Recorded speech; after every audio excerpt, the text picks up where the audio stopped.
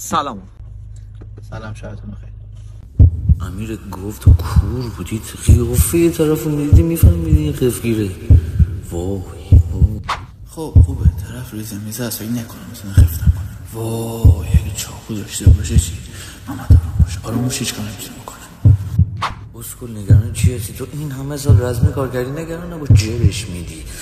وای اگه اسلحه داشته باشی چی؟ حاجی گیگیلیا اومده سر حلقم، به صدقه کربندم ببندم که نفهمه گیگیلیا اومده سر حلقم. وای خدا چیکار کنم؟ ای لاشی تکون خورد اسلحه داره گو خوردم خدایا. آروم باش امیر، آروم باش، هیچ آروم باش. چرا یه سره داره من نگاه میکنه، همش من زیر نظر داره. ای لعنت به اون روزی که اسنپ سک دارم کردم، لعنت به اون 1 میلیون پاداش که گولشو خوردم. ای خدا. محمد جان به قتلگاه خودت خوش اومدی. کوچه رو ببین چه خفته.